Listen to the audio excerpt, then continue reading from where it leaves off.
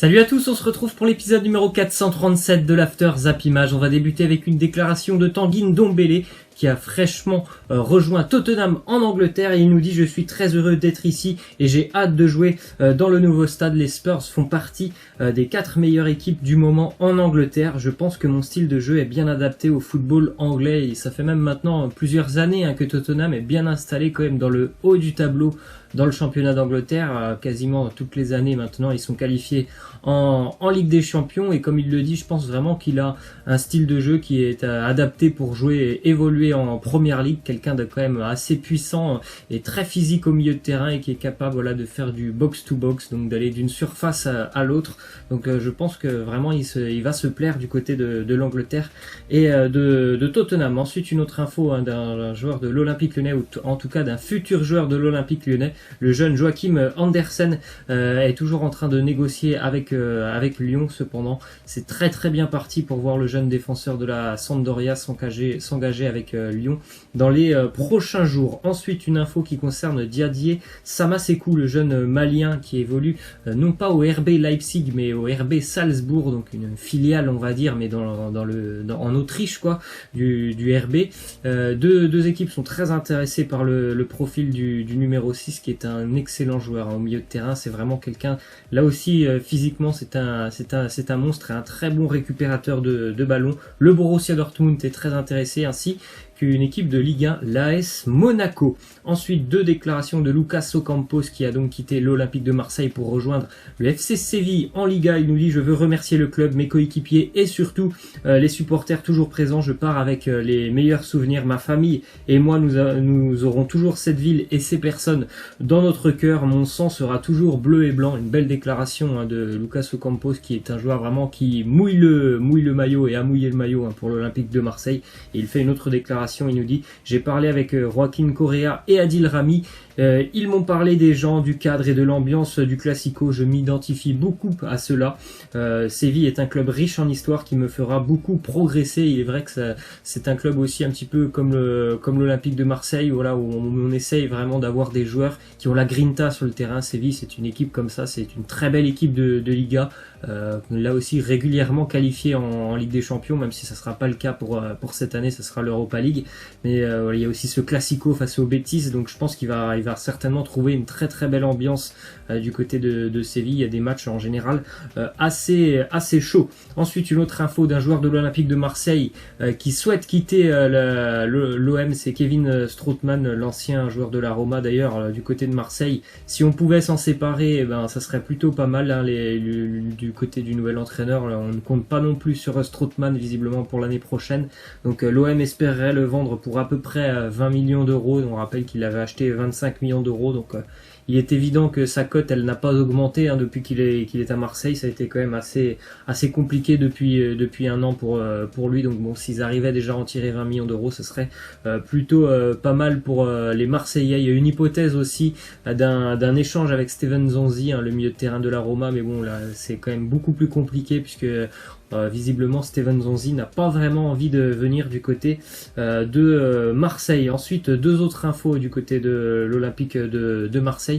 L'OM qui se penche sur le dossier Mathieu Cafaro, le jeune ailier de Reims, qui a fait une très belle saison, on va dire sa première année au plus haut niveau, où il a été souvent titulaire. 7 buts pour le jeune Mathieu Cafaro, qui est un joueur assez virevoltant, un bon buteur, donc, et vraiment quelqu'un qui est assez doué avec ses pieds. Donc l'OM a déjà transmis une offre à Reims d'à peu près 7 millions d'euros. Ensuite une autre info justement qui concerne un joueur du Stade de Reims qui est actuellement engagé en Coupe d'Afrique des Nations, c'est le Sénégalais Edouard Mendy, le gardien, qui est donc blessé pour un mois, une blessure au niveau de la main survenue donc pendant la CAN, donc fin de la CAN pour Edouard Mendy, et puis certainement il sera pas présent peut-être pour les premières journées au niveau du championnat de Ligue 1. Ensuite une info du côté des Girondins de Bordeaux, c'est officiel, Jaroslav Plazil, le Tchèque, met un terme à sa carrière. Il va devenir maintenant, il va rentrer dans le staff des Girondins de Bordeaux. 37 ans pour Jaroslav Plazil, qui a quand même été à Bordeaux depuis maintenant presque 10 ans. Il a notamment connu le titre de champion de France avec les Girondins de Bordeaux en 2009. Ouais, Bordeaux a été champion de France, hein. C'était il y a déjà une dizaine d'années. On voit que ça a été une saison très compliquée pour les Girondins de Bordeaux. Ensuite, une info du côté du Real Madrid, le latéral brésilien Marcelo, toujours engagé lui aussi en Copa América avec sa sélection. D'ailleurs, il jouera la finale ce week-end face au Pérou. Il va rencontrer les dirigeants, ou en tout cas le conseil d'administration du Real Madrid, pour évoquer son avenir, puisqu'il y a déjà beaucoup d'équipes qui sont intéressées par Marcelo. Le PSG, le Milan, la Juventus sont en train de regarder. Il y a aussi Arsenal, ils regardent tous sa situation, et il semblerait que l'arrivée du français Ferland Mendy n'ait pas énormément plu à Marcelo, qui se dit et qui se demande si c'est pas le bon moment pour enfin quitter le Real Madrid, même si c'est l'un des chouchous de Zinedine Zidane. Il se pose beaucoup de questions en ce moment, Marcelo.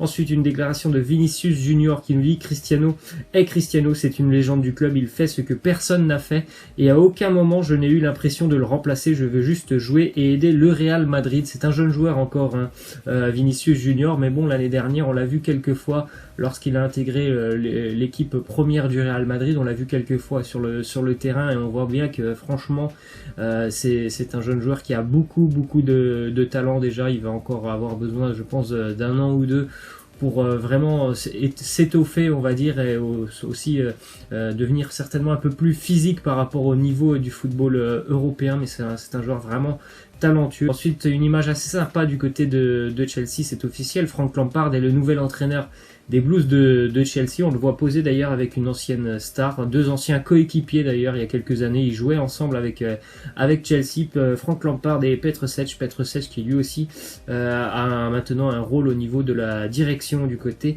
de Chelsea. D'ailleurs, une déclaration de Frank Lampard sur N'Golo Kanté. Il nous dit: c'est l'un des meilleurs milieux de terrain au monde. Ses performances ont été incroyables ces dernières années. Ce qui me fait plaisir, c'est ma nomination, c'est que je serai capable de travailler avec des joueurs de sa qualité. Après, ce que j'espère moi aussi pour N'Golo Kanté, c'est qu'il redeviendra numéro 6 l'année prochaine et pas un numéro 8 comme ça a été le cas avec Maurizio Sarri, même si bon, il a été vraiment assez à l'aise. Je pense vraiment que N'Golo Kanté est un numéro 6 et qu'il faut qu'il soit utilisé en tant que numéro 6. Donc voilà, j'espère que Frank Lampard le repositionnera. Ensuite, une info qui concerne Tottenham, qui serait sur le point de transmettre une offre à Fulham pour la jeune pépite anglaise Ryan Sessegnon. Mauricio Pochettino souhaiterait d'ailleurs remanier sa défense. Les Spurs pourraient donc se débarrasser de Kieran Trippier ou Danny Rose. Ensuite, une autre info du côté de la Juventus Turin, Leonardo Bonucci, qui est sur les tablettes de Manchester City, mais aussi de New York City. Alors là, la deuxième info qui est marquée comme quoi la Juventus est ouverte aux négociations. Je suis allé un peu me renseigner un petit peu partout, et visiblement pour le moment la Juventus n'est pas prête à laisser partir Leonardo Bonucci. En revanche, il y a bel et bien un intérêt de la part de Manchester City pour Bonucci. Après, bon, New York, ça semble quand même assez compliqué. Il est quand même encore dans la force de l'âge pour un défenseur, Leonardo Bonucci. Ensuite, un petit tableau des 10 plus gros transferts. Donc on rappelle que bien évidemment que le transfert de Neymar est toujours le premier. D'ailleurs, peut-être que si Neymar s'en va, il deviendra le joueur qui sera premier et en même temps deuxième de ce classement. On a Coutinho deuxième, Kylian Mbappé troisième et un petit nouveau en quatrième place qui est Joao Félix, qui a donc bel et bien rejoint l'Atlético Madrid pour un transfert évalué à peu près 126 millions d'euros. Ensuite, une officialisation du côté du Napoli. L'option d'achat du gardien David Ospina, le gardien colombien, a été levée. Donc l'option d'achat était à 4 millions d'euros. Il quitte définitivement Arsenal et rejoint le Napoli.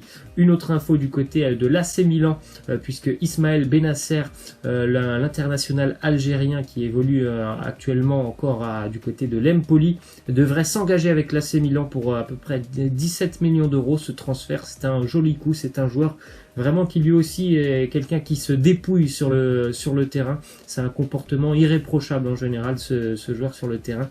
Donc c'est un excellent coéquipier. Ensuite, une autre info aussi de Raúl Albiol qui quitte le Napoli. Il s'engage pour 3 ans avec le club de Villarreal en Espagne. C'est un retour au pays pour lui. Une info du groupe Canal+ qui réclame un dédommagement de 46 millions d'euros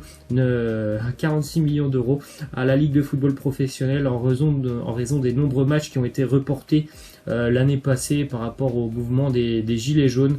Donc après, il est évident, je pense, hein, c'est mon avis, qu'il y a eu énormément de matchs qui ont été reportés, que la Ligue n'a pas trop insisté à chaque fois pour savoir s'il y avait des affiches qui auraient pu avoir lieu. Parce qu'il est vrai que par exemple dans d'autres sports, par exemple au rugby, il n'y a eu aucun match qui a été reporté dans le championnat du top 14. Donc c'est un peu bizarre. Après 46 millions d'euros, c'est quand même une demande incroyable de la part du groupe Canal+. Et on va terminer avec cette image des nouveaux maillots de l'AS Monaco pour la saison prochaine. Des maillots hein, qui, comme d'habitude, depuis de nombreuses années, sont toujours les mêmes avec cette coupure en travers rouge et blanc. Cependant, dans le rouge et blanc, vous avez des petits losanges qui apparaissent avec du rouge un peu plus foncé et du blanc un peu plus foncé. Voilà, moi je vous laisse, je vous dis à la prochaine, ciao.